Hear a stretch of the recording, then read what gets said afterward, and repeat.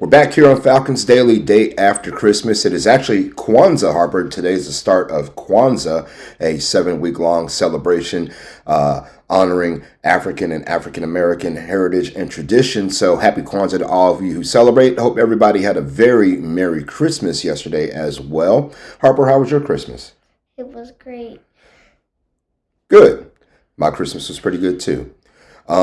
Anyway, you guys can give us a follow all the normal places you can see on the screen right there.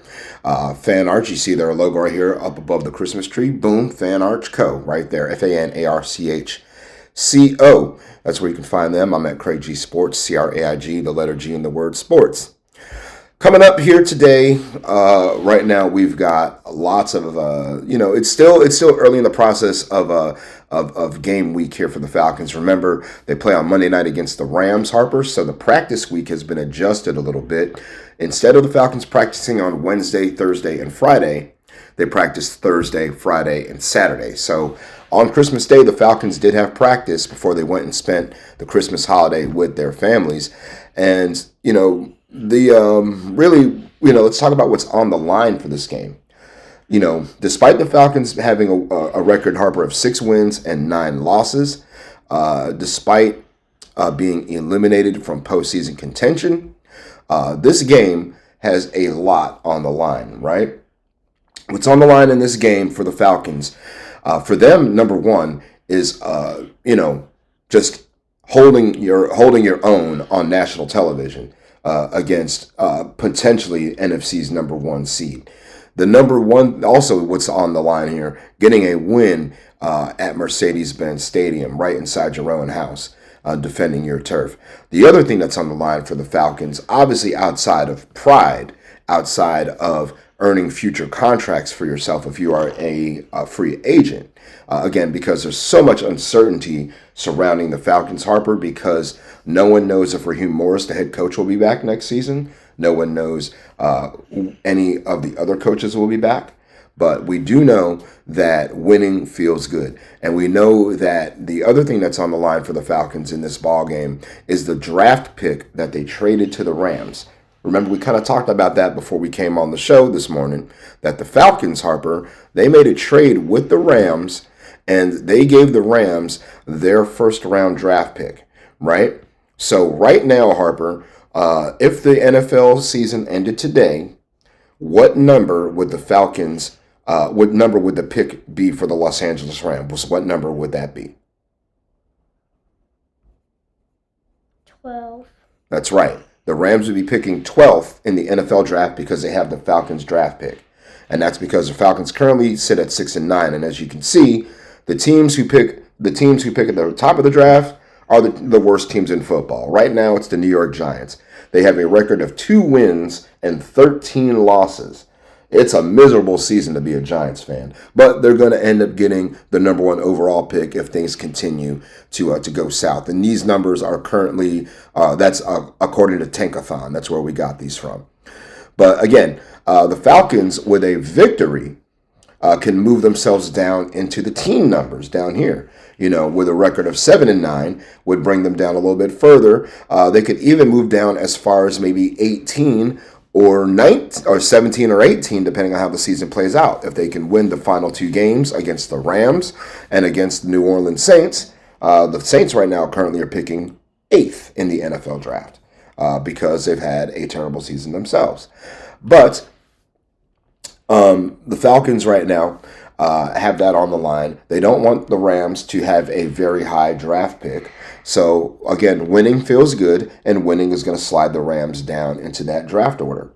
Also, the other thing that's on the line in this game doesn't really have anything to do with the Falcons in and of itself. It's more of a Seahawks issue or the Rams issue, is the NFC West Championship, Harper. The NFC West Championship could be on the line in this game, right? The Los Angeles Rams and the Seahawks are tied. The Seahawks are 12-3. The Rams are 11-4. They each have 2 ball games left, right? So the Rams, what they are looking for here is they're trying to find a way to get themselves in the NFC West Championship race. But if the right combination of things can happen that can knock the Rams out of the NFC West conversation. And here's what those things are. So if you are a Seahawk or Seahawks fan, you are absolutely rooting for the Falcons on Monday Night Football. Here's why, Harper. If the Seahawks can come to Charlotte and beat the Panthers, right? If the San Francisco 49ers can beat the Chicago Bears, and on top of that, if the Falcons win or tie against the Rams, that puts the Seahawks not only as the NFC West champion, but it also gives them the NFC's number one seed in the playoffs. So that means any team in the NFC playoffs would have to go to Seattle to win, to go to the Super Bowl. So this game has a lot on the line. You know, the Rams are going to be playing as hard as they possibly can. They're going to be bringing everybody they got. And, you know, the Falcons are going to want to do the same thing because, again, we're playing for pride, we're playing for contracts, and we're playing not to get embarrassed on national television. So a whole lot for the Falcons. Speaking of, we've also got some roster stuff to kind of talk about as well here too. Keith Taylor, he was on our practice squad. He's been elevated a couple times this season, Harper, and now he's made his way to the Jacksonville Jaguars. So they took him from our practice squad and signed him to their 53-man roster. So Keith Taylor is going to be playing this Sunday for the Jags in their ball game. For the Falcons, what we've done is we've added a couple of players to our practice squad I wouldn't say in replacing moves, but we did add a couple of new guys to the squad as well. So we've signed Eugene Asante, a linebacker, and then we've also signed Tasheem Johnson to our practice squad. He's a safety. So a couple of more defenders out there, so a little bit of depth. Perhaps, we may see these guys elevated Saturday or Sunday before the Falcons game on Monday. You could see them elevated for the Saints game. Who knows? But anyway, those moves were made. Congratulations to Keith Taylor. Moving on to the Jags, getting ready to play this Sunday for certain as a part of the 53. And, we'll see how it goes for him. I mean, he went from 6-9 to 11-4. He's going to be going to the playoffs. So good on Keith Taylor. That goes to show you what kind of work he's put in this season for the Falcons. So moving on, we're going to look at this game a little bit closer, Harper. The Davante Adams, right, is a big-time wide receiver for the LA Rams. And he's got a hamstring issue. And that hamstring issue is leading him to have to, he had to sit out a couple of ball games. I think that kind of led to Puka Nacua having as big of a game as he did. This season right now for the Rams, he's been one of the best players in football. Honestly, he's been one of the best ones. In terms of finishing in the red zone, I think he's got the most red zone targets of any player in the NFL.